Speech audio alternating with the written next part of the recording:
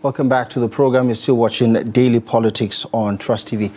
Let's turn our attention now to Katsina, where a fragile peace deal is under strain, where the state government is saying that it is planning to go ahead with the release of some 70 persons in connection with banditry for an agreement that saw the freeing of over 1,000 abducted victims. Supporters call it a confidence-building move, while critics, on the other hand, say it sends the wrong message while attacks and kidnappings continue, especially in all those councils that have already negotiated peace deals with the bandits last year.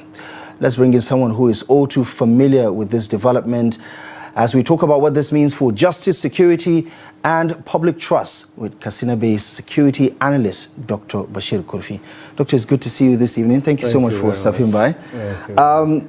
Talk to us as someone who is not just familiar with this, but is also invested in Katsina's security as an indigene. What do you make of this move? I think this move, one will say that is very unfortunate and also very dangerous for even the entire nation. Because where you have a situation where you bring hardened criminals in a court process, being detained on the orders of the court, because in most cases those who are in the custody now of the prisons, they are unbailable offenses, because it's offenses dealing with rape, arson, and murder. So now to say that under any configuration, somebody to come up to say that these people can be freed, I think it's too dangerous. And also I will be surprised for any chief judge who has a career to get involved in this mess. So therefore, this issue of releasing them, because I have seen some of the statement of Katsina state government or the side of their commissioner saying that anywhere in the world where you go into war, you also can have exchange of prisoners. The people abducted were not prisoners. They were not prisoners. They were abducted in their homes. And if the bandits are saying that there was injustice done to them, now the people you have kidnapped, they were not police, they were not government officials, they were not politicians. Quite a number of them were peasants. You have to sell their farms and all this. So how would somebody say exchange of prisoners in the first place? And prisoners whom were they fighting? They went and got them in their homes and kidnapped them and raped them and took them. Now let me give you an example in my hometown in Kurfi. There was a time when this bandit went to somebody's house, which after when they were released, they were in my house. So they give me full report. And I also go to the bush. I participate in the operation. So nobody can come and tell me story. Now, when they came to this lady's house, her husband was not around, and now they met the lady with her baby, and told her to follow them to the bush. So when she was to go, she told them, I have twins. And one of the bandits took the twin on his shoulder without any clothes, and that baby was two months old. And where was her husband? Her husband was a theater nurse. He was in the hospital to save lives of some other women. So now, when they were going out, her 5-year-old son held her leg. He said he had to follow her. And there were 3 of them. They have been, with those people, they have to pay 5 million naira. So how can that be a war? And that criminal who has done that, with this their peace nonsense, People see him coming into the town and go to the market. So there is no part of this where you think this is a necessary evil that could bring lasting peace? No any necessary evil. Even somebody to contemplate that, I think it looks very highly irresponsible. And the dangers which that one will bring. Now, you know, by the time they are in prison, also they will meet some hardened criminals which will also perfect their criminality. And now you release them, then they will go to other neighboring states. And I think Kano will be in big trouble. So you don't think this is by chance? You think this is by design? No, I think it's designed, because I can't see how somebody can explain. And when they come and tell us that it's community initiative to do this, I'm the chairman of Katsina State Community Initiative, which we meet with the police in those days during Masari time. So there was synergy, and we were about actually to finish the something until when they come and dismantle all this kind of structures. So the question of even community, how do you talk of them? Who are the communities whom you consulted? Because I believe if you are doing anything, there are people whom you can contact, the community people to sit, and then if you are negotiating with anybody, I will put a negotiation team. To your understanding, Dr. Kulfi, what is the government's motivation? I think maybe, I think this thing need to be studied, and I think there is some wider implication which make me confused. When the Minister of Defense, or current Minister of Defense, when he was the Joint Chief of Staff, he said that army that are not, or any security are not part of that negotiation, and they should not accept it. Now, if a Minister of Defense have said that, even when he was inaugurated, so what is the situation that now you have a state government who have no idea what is going on, to come and then say they make independent, because when you hear the commissioner saying, well, now the next step is to collect their guns. This issue of negotiation or whatever is an international convention with serious people which maybe have ideological underpin. But what we are having when you are dealing with the bandit, bandit is somebody who you call an lumpe element, which Kalmas call so dangerous because they have no class identity. They are not farmers, so you cannot mobilize them with fertilizer. They are not workers, so you cannot mobilize them on wages. They are just typical iska. And also, when people talk about that, they are either so ignorant or deliberate because these people have no center of command.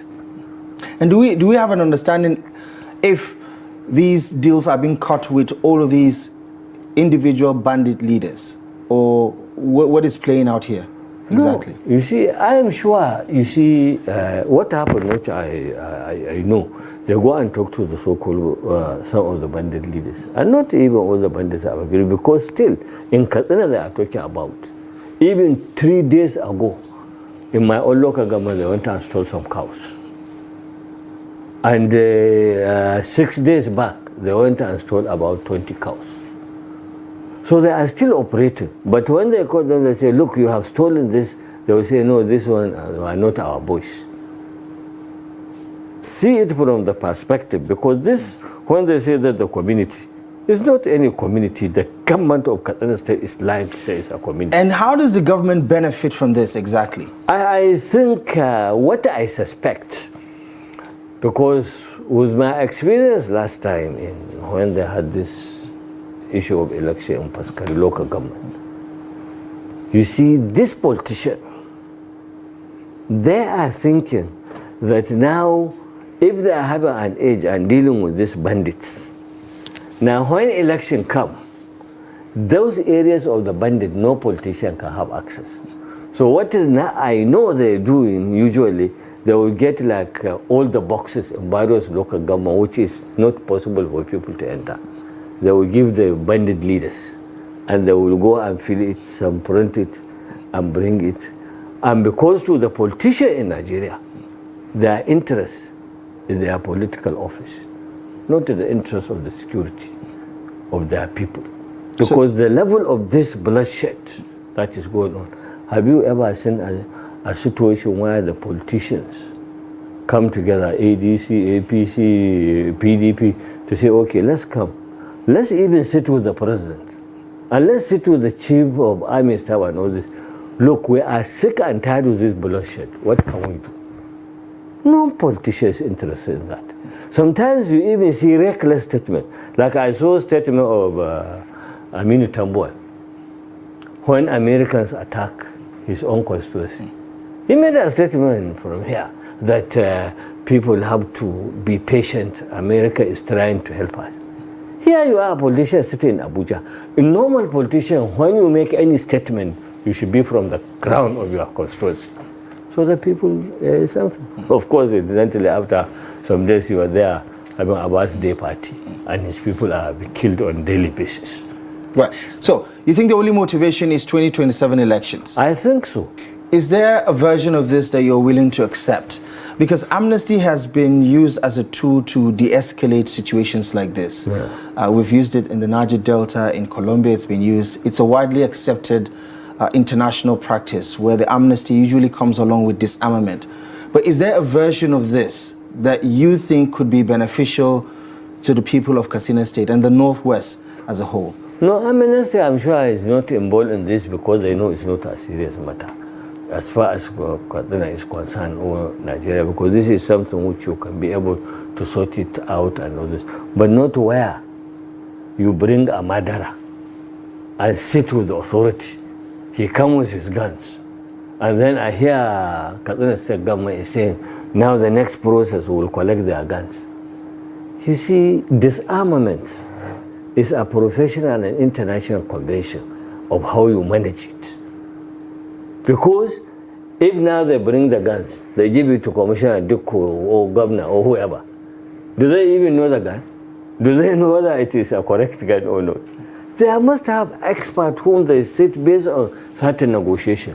But why somebody has slaughtered someone and then you tell him that, okay, I come as government, I have forgiven you. The crime is not done on you alone. Did you call? Because why you see they are having this kind of peace something, all the victims will be called and those who perpetrated the victim. Some of the perpetrators of the situation, you see them even crying, feeling regrettable. But here people who are not interested in something. And then if the politicians are serious, how can you go and negotiate anything? Most of our village heads and district heads in Katsina State are not in their domain. So if you are not in their domain, you run because of the bandit. You come and put a supervisor or an assistant. He is directed by the bandit. And let the Katsina government tell me today how many of their commissioners, how many of the appointees at federal level, minister or whatever, who can go and spend 1 week in his town, in his birthplace? Are you talking about most of the councils who have already negotiated peace agreements? In their hometown. You are a district head with your revenue, but you are not living there, you don't sleep there. So how can even the people respect you? How would the bandits even accept that you are serious in that matter? Right, okay. So, Dr. Krufi, let's do this. In your view, who are the winners and who are the losers in this current arrangements as things stand right now? No, we are the losers as human beings. Politicians are not interested in what happened to their people. Because now, what is it? You cannot farm. You cannot graze. You cannot go to the market. 70% of our schools are closed down. Some of the schools even are occupied by bandits. So who loses? But the wider losers are the Nigerian states. Because what is happening, killing of these people, it shows you in practical terms the totality of irresponsibility of the northern elites.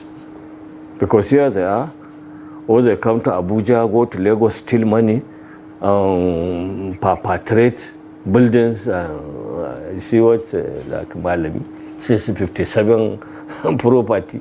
You know the craziness, what do you do is even though. So meanwhile, your people are being killed on a daily basis. So I think the southern elites, who are more serious than their counterparts, because they make industry, they make something that you have shown, I have seen your TV showing the bar charts. And I saw also Gomi was taking of master plan. I thought, you know, if you are making master plan for Almajiri, this Almajiri are in the north. So when you make the budget, you surcharge another state. Because why should the southern people be taking care of your own problem which you have created?